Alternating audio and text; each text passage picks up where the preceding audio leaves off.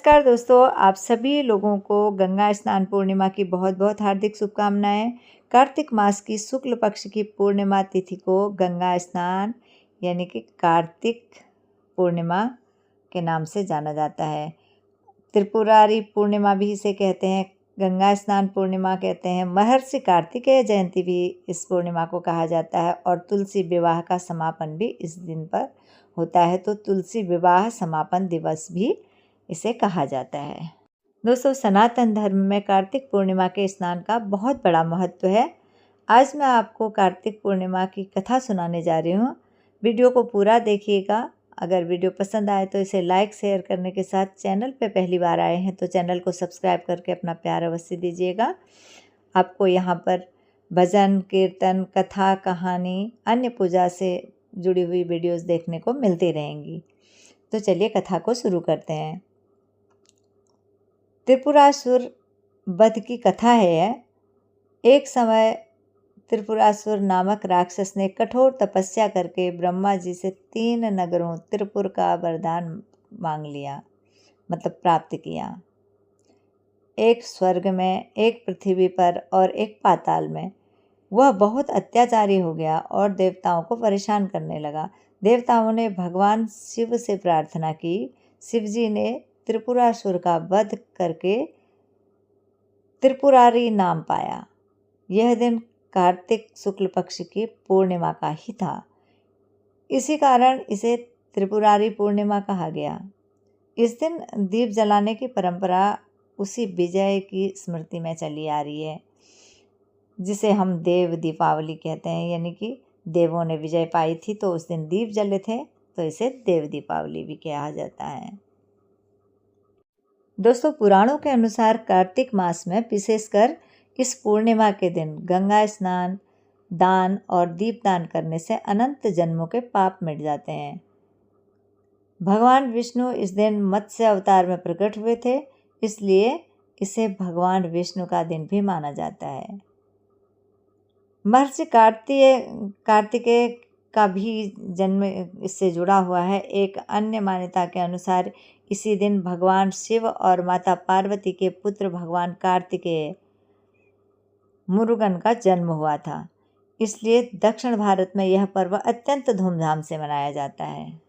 दोस्तों, सनातन धर्म में कार्तिक माह को बहुत ही धार्मिक दृष्टि से देखा जाता है और उसमें भी कार्तिक पूर्णिमा का दिन सर्वोपरि दिन माना जाता है। इस दिन गंगा, यमुना, नर्मदा, गोदावरी या किसी भी पवित्र नदी में स्नान करने मात्र से समस्त पाप नष्ट हो जाते हैं। स्नान के बाद भगवान विष्णु और माँ लक्ष्मी की पूजा करने से धन, वैभव और ऐश्वर्य की प्राप्ति होती है।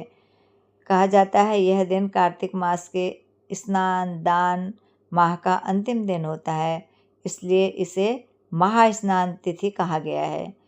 श्रद्धापूर्वक दीपदान करने से पूर्वजों की आत्मा को शांति मिलती है।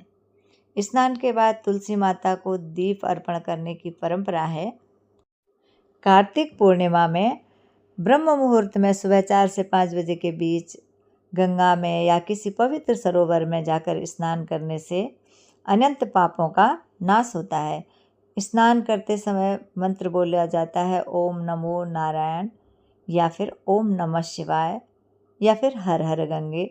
भगवान विष्णु और माता लक्ष्मी का पूजन किया जाता है। दीपदान करके विशेष जल में या फिर मंदिर के द्वार पर दीप जलाना अत्यंत शुभ माना जाता है। दान किया जाता है इस दिन। वस्त्र दान, अन्नदान, तेल दान, दीपक दान और स्वर्ण दान अत्यंत फलदायी बताया गया है। जैसा कि दान करने से कभी भी धन की कमी नहीं होती है, धन में वृद्धि होती है, ऐसा हमारे धार्मिक ग्रंथों में वर्णित है। तो दोस्तों, कार्तिक पूर्णिमा में किया गया हुआ स्नान, दान आदि सभी अत्यंत फलदायी बताया गया है।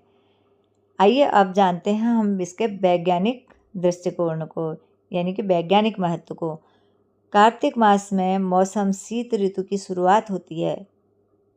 प्रातःकाल स्नान करने से शरीर की रोग प्रतिरोधक क्षमता बढ़ती है।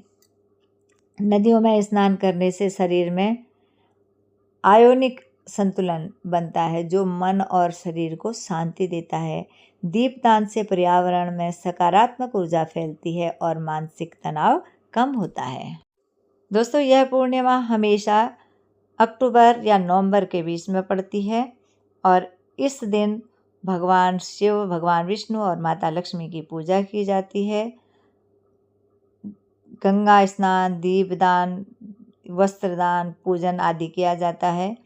पापों का नाश करने वाली, मोक्ष की प्राप्त करने वाली, सौभाग्य की वृद्धि करने वाली यह पूर्णिमा आप सभी के लिए फलदायी हो और आप सभी पर भगवान जी की कृपा बनी रहे। पवित्रता, आस्था और दया के साथ किया गया हुआ कोई भी कार्य हमारा हमेशा सफल होता है। तो आप भी श्रद्धा विश्वास के साथ इस पूर्णिमा का व्रत करें, पूर्णिमा की पूजा करें, स्नान करें इस दिन, तो अवश्य आपके जीवन के सारे कष्ट गंगा मैया अपने आप में हर लेंगी और भगवान विष्णु अपने सुदर्शन चक्रों से आपके सभी दुखों को नष्ट कर देंगे। ये जो दृश्य आप देख रहे हैं ये प्रयागराज के हैं, तो जो मैंने अपने फ़ोन में कैच किए थे, लेकिन अब मैं आपको इन्हें शेयर कर रही हूँ कि एक याद भी बनी रहती है इन चीज़ों से।